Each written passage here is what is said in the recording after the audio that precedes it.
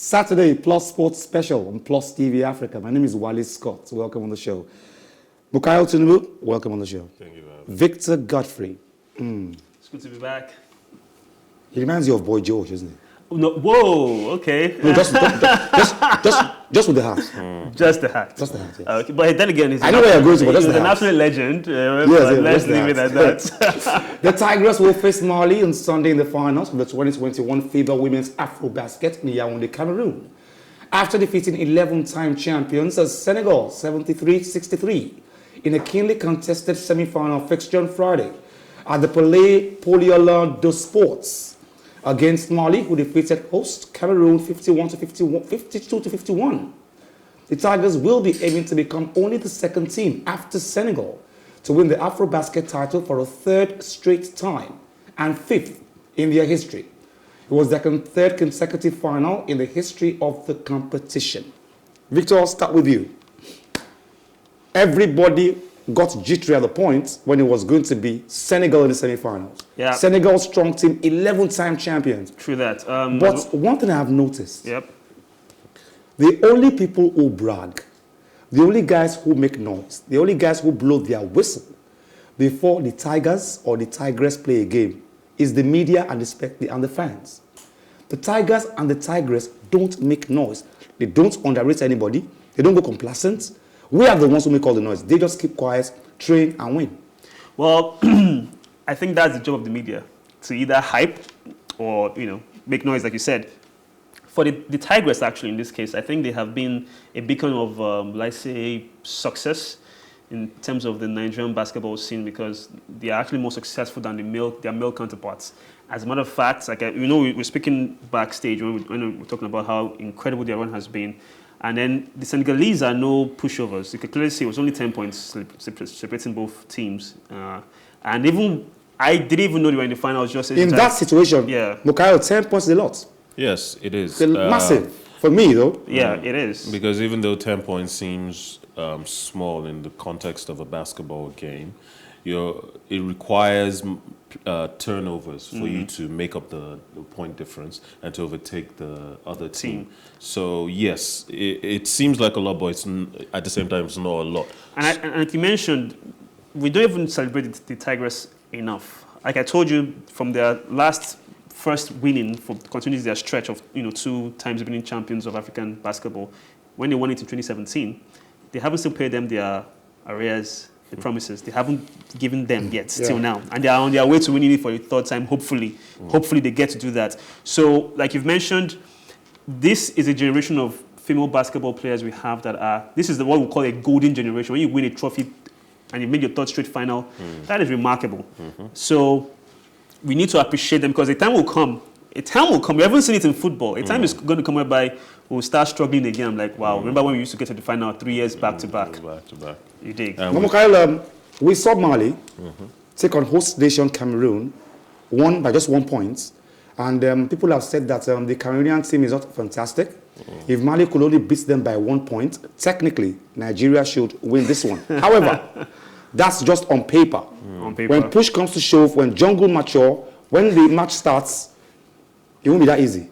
I've always said that when it comes to sports, your opposition matchups are nothing to be sniffed at. This team beat this team doesn't mean this third team, which beats this other team 60 points, is going to steamroll. True that. It's just not how it goes. Some teams have your number. True. Your pin code. Yes. And when they get down to business, they will treat your fuck up in a way, all that braggadocious attitude from before the match starts. Yeah. It goes out the window. To add to that, you mentioned something about being able to play on paper and at the same time play in the court. Also not underestimating your team or the teams you're going to play against. We've seen many times in different sports what they call the upset, where the major favorites loses the final to the team that nobody fancied. And that might just happen. However, knowing the Tigress, as a matter of fact, I was aware of their training camp before they started this competition. That's even during the Olympic era when they were trying to, period, when they're trying to, train for this. And I know from inside information that the team we have, especially the coach, people are not giving him credit. He is a very fantastic tactician. He has American origins. And we all know that the Americans technically are the owners of basketball. Like they've owned is their sport right now. Technically, not that they own it per se, but they are the most successful team in the history of basketball, and they have the most successful basketball league in the world called the NBA. So he's using that amazing knowledge he already has from his experience from the NBA into the Tigress team. And if he's I think what Victor said is a point. He has a point there. Yeah. This is a team coming fresh from the Olympics. Yes. Training and all that. So it's like they are all warmed up. They are, and like I said, we have an incredible pool of talent. We are not we have premier athletes right now playing for the Nigerian basketball female team called the Tigress. So I think we're not appreciating this enough, in my point of view. Like, we need to celebrate these ladies. Even if they win or lose, I think they have done well already for Nigeria. The Nigerians, the Americans, the Africans that on the continent, only a very few African countries, due respect to my male counterparts, give the necessary respect females deserve. My opinion. I'm sorry, my opinion. True. I've always said on the show, and somebody has consistently said, "Awale, you strike me as somebody who likes women." Because I'm always saying, my women always make me proud. But the truth is, as far as sports is concerned, only the female folk make us proud. And we spend so much money on the male, so much. But they could be argued. And I'll go to the. But it could be argued. Part of it too. It could be argued that female sports is still in its early development. True that. And on the global stage as well. Yes, and if it's not Nigeria dominating on the continent, it would be some other nation. So when a new sport or new aspect of sport is being developed, is in the beginnings of its own development, there's always some team, some athlete that has a leg up on everybody else. Maybe because we've seen these stories before. Some of these athletes come from different day jobs, different avenues, and come into this sport. And maybe in their personal lives, they were already more athletic than the rest of the teams that are competing. For whatever reason, there's always someone who has a leg up on the rest of the competition. And we're in Nigeria, we're getting the benefit of having our females be that team that has a leg up on everyone. So it seems more like they're doing better than their male counterparts. But to add to that, I know we're almost running out of time. Let me just add real quick. I agree with that sentiment, but the point is this. We are not, the female team being successful is not because we have a wonderful basketball team or structure for the females in Nigeria. I mean, for crying out loud, our male basketball team, these are just individuals who are mostly based in Europe or America. So what that is just, we're just lucky enough to be in a situation whereby we have these talents playing for us. They could have chosen to play for the US team or another nationality, but they decided to play for Nigeria, and they are doing well. That's one. The number two is, it's just pure talent. Pure talent, passion, and hunger just to be successful on a personal note. Sometimes I don't think for the country. Yeah. So the country they have never benefited from. Exactly. So it's never. So yeah. So it's not even about it's not really about the structure, because we've mentioned it's a joke. Even for the male sports that we tend to put more attention and money into, it's a joke. It's an absolute joke. So I don't think that's. This is the match everybody's waiting for. Thomas Tuchel admitted Pep Guardiola's Man City are still the benchmark of consistency at the highest level, ahead of Chelsea's lunchtime clash with the Mancunians on Saturday. Although Chelsea have won 3 on the bounce against City, Tuchel said he's expecting a 50-50 game, as was the case in their previous encounters. He declined to compare himself with the City manager, saying he has the utmost respect for Guardiola's achievements and is happy to continuously improve as a manager himself. And that was Big Lou training there, Lukaku. Yes. And we were talking about Mason Mount playing last game through injury, might not play today. But we're seeing a fired up Chelsea, but a very respectful Tuchel, who says, don't compare me to Guardiola. I respect his achievements. Don't compare, please. Yeah, I'm a small boy. It's funny he would say that, because he has beaten him, twice already? So, of course, he would say, 3, 3 times. There you go. So, obviously, he's going to play coy and no, I can't, no, please, I'm trying to be humble. We all know that Tuchel is a very good manager, fantastic tactician.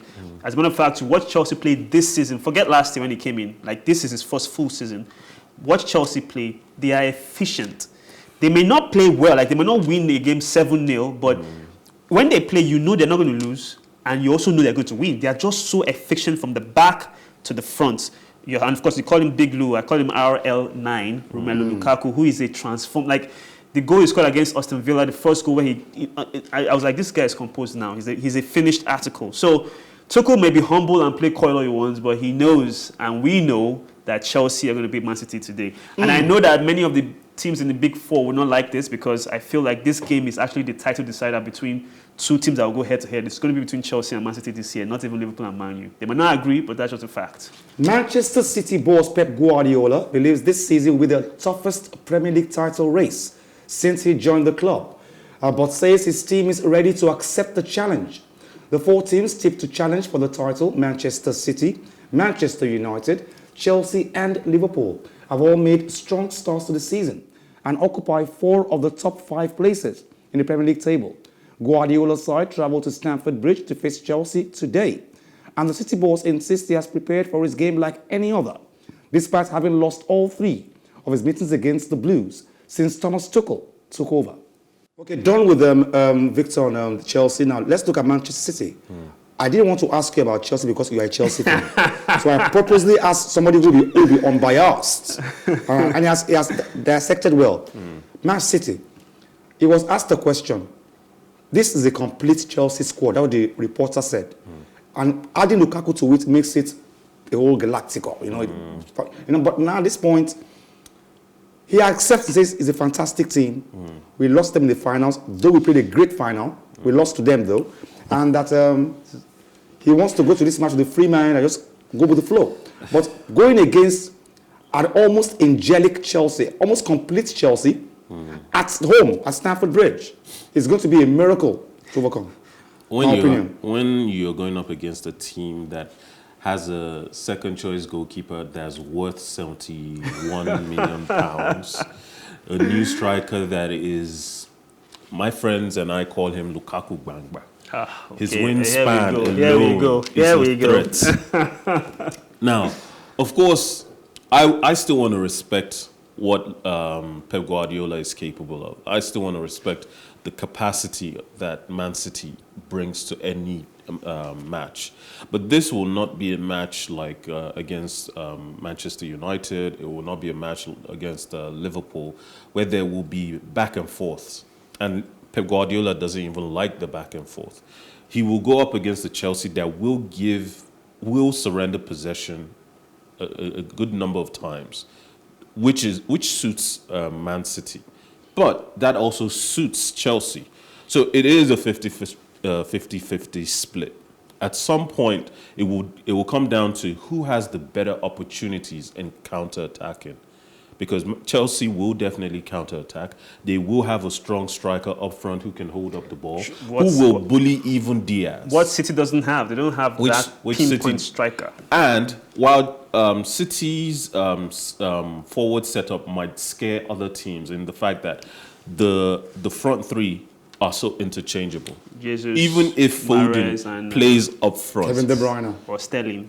Even if Foden plays up front, he is interchangeable across that front 3, across the middle middle 3. It doesn't matter to a Chelsea because they have a back 3 in 3 centre-backs. They have 2 wing-backs who bump forward and play like wingers. True.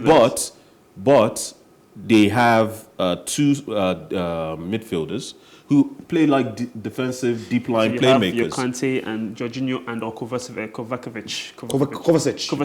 There you go, Kovacic. And the beauty of having a Kovacic-like player in your team is that he can defend. He gets back to defend, but he still has plenty of energy to get forward, beat players.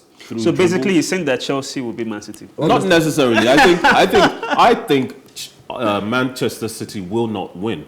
It might end draw, but it will not end a win for Man City. A loss for Chelsea. No? Yeah. Okay, Tottenham Hotspur head coach Nuno Espirito Santo said he's ready for a special derby in their clash against Arsenal. Spurs travel to the Emirates on the back of 3 losses to Crystal Palace and Chelsea in the Premier League. The Portuguese expects improvement from his side as they hope to return to their earlier form at the start of the season. Okay, I like those words. Nuno Espirito Santo says there will be a crowd at the stadium and he would like our fans to stand up. meaning jubilate. Yes. He would like that. Yeah. And I look at him the way he's talking, and I feel a lot of pity for him. Really, because he makes it sound like, okay, please, guys, I'm praying for you guys to stand up. So I want you guys to actually. But during the break, you said we were talking about that Harry Kane has lost all motivation, but there's still Son to lift him up during the game. Well, I mean, Harry Kane has always played as Harry Kane. Harry Kane motivated himself. He did not need the squad to do well for Harry Kane to do well. He did not need a Son in the team to play as well as Son has played in the last few years for Harry Kane to perform at the level that he has done for many years. So if Harry Kane isn't motivated, nothing can be done except Harry Kane motivates himself. Is it possible, Victor, that with what Mukael just said, Tottenham can't make a win, can't do anything positive on the field of play without Harry Kane? Well, that is a strong possibility because even with the Harry Kane, they are not even performing up to standard. The reality of the matter is, if we talk about this Harry Kane saga, he doesn't want to play for Spurs anymore. That is the truth. He's doing what he does. It's like a chore for him right now. He wants to win trophies. And the only as it is, what you guys are saying is Harry Kane plays for Tottenham now. He just comes to work. No passion. Just comes to work. He just comes to work. Because his personal desire. I mean, he's 29 years old. He has won the Golden Ball how many years in a row? Last season he was the top striker and also the top assists. But he won nothing. He has been compared with Lewandowski, Ronaldo, the greatest goal scorers. But he has no trophy. He has been hyped as potentially breaking Rooney's record for England. Yes, and yet at 29 he has nothing. And all he asked for after contributing. Look, let's think about this. Harry Kane came into the fore of Tottenham's striker need just after Bale left. Yes, he was from the academy. And he has carried the team for many years. And all he asked for was, you know what, let me leave. Because now, this is the only time left for me. I have done everything. And really, it just tells you that someone like Levy isn't a football fan. That's just what it tells me. He's a businessman. And this is a business opportunity for him. And he did not consider the repercussions of having a player like Harry Kane not play to his best. Imagine if Ronaldo, even as good as Ronaldo is at 36, if Ronaldo's output depreciated by 20%, football world will shake. True. And that's just 20%. Well, Arsenal boss Mikel Arteta has described the North London Derby as a special game as he gears up for his first Tottenham encounter in front of fans on Sunday. The Gunners welcome Spurs to the Emirates on Sunday in front of fans, having picked up 3 wins in as many games. 39-year-old will be hoping Arsenal can continue that momentum when they take on Tottenham, side that are coming off the back of 2 league defeats in a row. Now, quickly, Mikel Arteta. I've always described Arsenal consistently as a child who is very dull, but has a fantastic handwriting. It's a waste. They have a big gun. They are called the Gunners, but no bullets.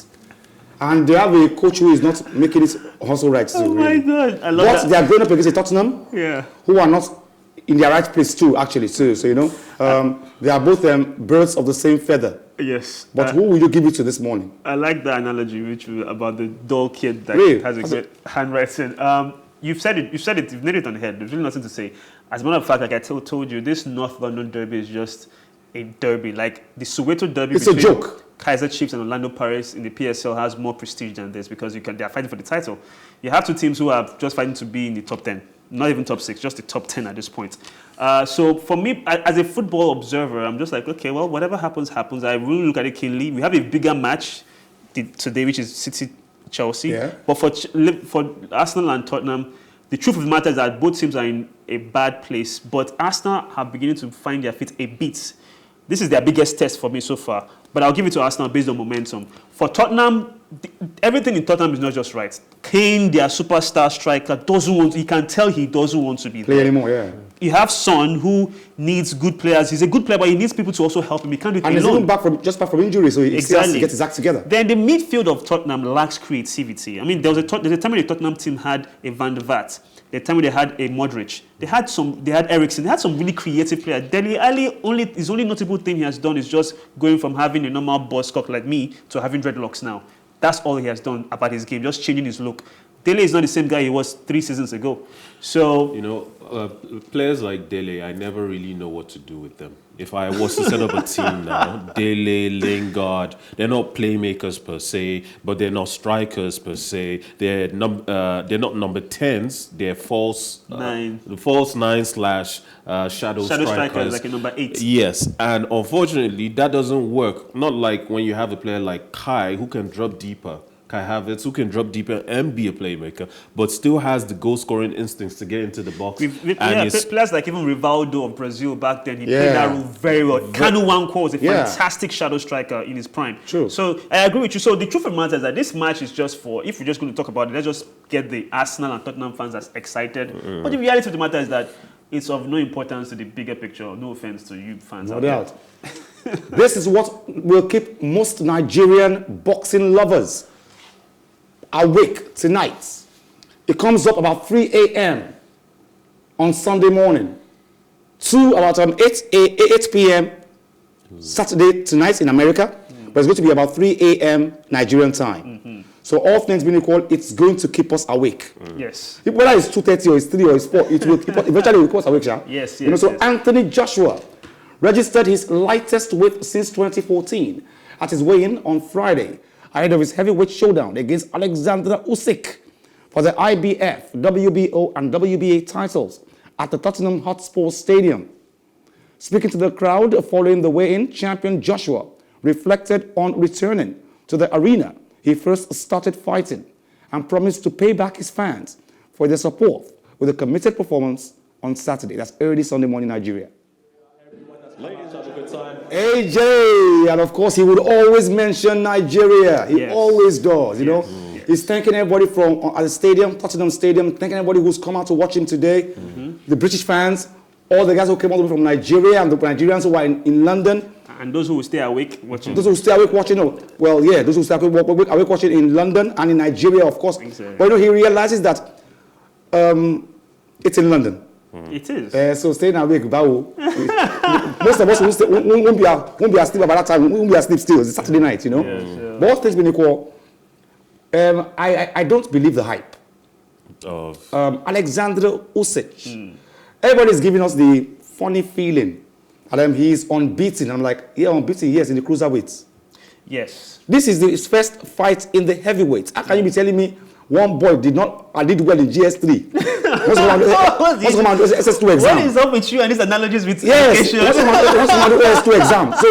So the horse has been passing GS3 now. He will come and pass SS2 exam. Oh my God! This guy is unbeaten in the cruiserweight level. Division, yeah. He is fighting for the first time, and unfortunately for him, he's fighting the world heavyweight champion. Okay, so now let me break it down. The thing about Alexander Usik, first of all, is the reason why I should give him a bit of respect is because minus the fact that he was in GS3 writing SS2 no disrespect, exam. no this. I know, I dig. But the thing is this, right? He's an Olympian. He won gold the same Olympics with Joshua in 2012, London 2012. That's one. Number two, Alexander was the undisputed, meaning he had every single belt, which was Ring Magazine, WBA, IBF, WBO, IBO, and so on and so forth. He had all the belts. He vacated that division. He's actually had 2 fights in heavyweight, but they haven't been big fights. This is his third fight. But you've mentioned this is the first time he's meeting a champion of Joshua's caliber with skill and power. That's the beauty of the heavyweight division. One punch can end the fight. That's why we love the heavyweight division.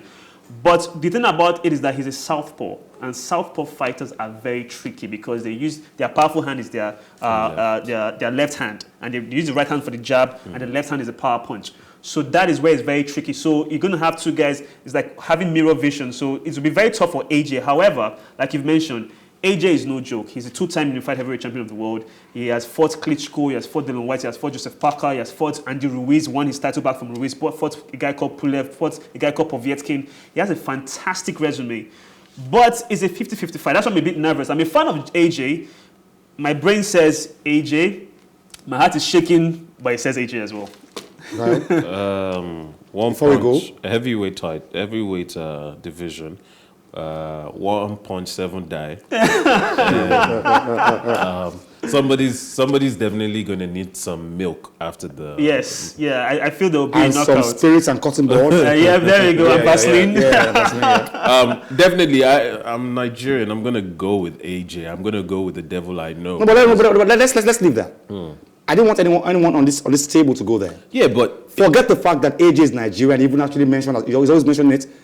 Technically, I don't see this guy beating AJ. Yeah, we Forget said Nigeria now. Hold on, Yeah, we but- said that about Andy Ruiz in 2019. Remember? And what happened during first 2019? My opinion. Ruiz beats Joshua. Forget the fact that he's sports analyst and blah blah blah blah. I've always felt, and I still feel, that Ruiz was a publicity stunt. I don't know why I feel like that. okay, so as we saw there in the So they could do way, this again. Well, they could. as I we don't know. saw there in the Hopefully way, it doesn't, they might be in the same division, but their height difference is still there. Height There and reach. There's still a reach disadvantage for Alexander, and And then don't forget that this is the first time in the history of Joshua's career since 2014 that he's coming weighing lighter. Yes. And this guy has come in weighing heavier. Heavy, yes, it's his career heavy. Heavier is always a problem. I agree with that, because True. in That was a problem. true, but it also means that lighter also means faster. Yes. You have to wonder whether the fact that, like you said, a GSS3 student is coming to write an SS2 exam You go hard. against a champion who has gone up against everyone in the division and done well. And he's now, this is his first fight in how many years? Since 2019. Who is Joshua? Joshua. No, since actually last year, he fought Pulev last year, knocked him out in the ninth round. I mean, it's this. When I say I'm Nigerian and that's not the point of where I was going with it. Even for someone who is not as knowledgeable as me regarding boxing compared to our learned and esteemed colleague over here, I can see that just on the way in alone, just on the disadvantage of height, just on the record that these two men bring into the Table. you go with Joshua because you bet on black like this is a bomb. Oh, wow. There you go. yeah, So right. no one I'm wearing black. Thank you very much, Victor Godfrey. Pleasure. See you next week. Yes, sir. Thank you very much, Mukail Tinubu. Always a pleasure. Plus Sports Special on a Saturday on Plus TV Africa. Join us same time next week, same station. My name is Wally Scott. Like I always advise you at the end of every show, if not for anything, at least for your heart, do some sports.